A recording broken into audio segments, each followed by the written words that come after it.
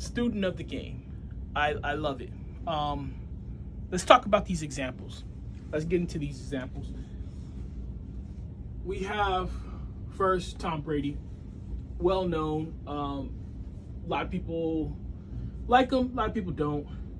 Definitely understand both sides, right? Because he's demolished a lot of teams. The point is that Tom Brady watches a lot of film.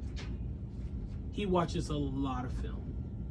Everybody up here who I've mentioned has that in common.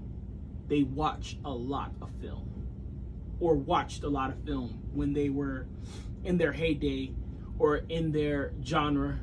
You know, some of these people still, when they were still alive, because some of them have passed away, you know, God rest their souls. Tom Brady would go to practice, watch film, then call a meeting with the offensive line to discuss little nuances and behaviorisms particular to their line, then watch more film. Then do something with the family, and then watch more film. He was so immersed in the game of basketball, it cost him a lot of his personal relationships. Like he really studied, I said basketball, football. The late, great Kobe Bryant was the same way. He watched a lot of film, demanded a lot from his teammates, showed his teammates things that they could do to up their game, the dedication that he had, the love, the desire, the thirst that he had for the knowledge of basketball, how to improve, how to get himself from where he was to where he wanted to be. Just a straight student, like just a all around, you know, always something I can do better, always something more that I could learn. Mike Tyson and Customato used to watch so much film. You know, one of the reasons young Mike Tyson was so invincible is because of Customato making him a student of the game, forcing him to watch film, forcing him to dissect his opponents, forcing him to dissect the legends, the people that he wanted to be.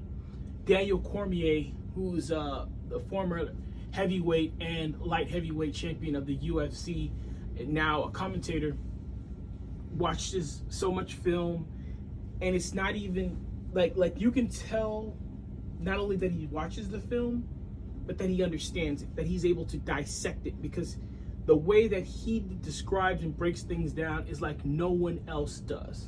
He'll pick up little nuances and things that it's like, yeah, but he's doing that because he did this, because of this ankle pick here.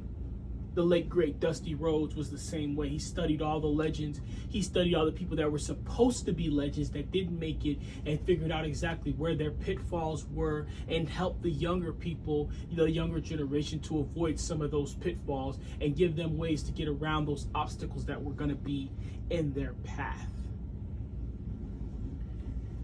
At the end of the day, in conclusion, you might not have the resources or the time to become a student of the game, but you definitely need someone on your team that is. You definitely need access to someone who is.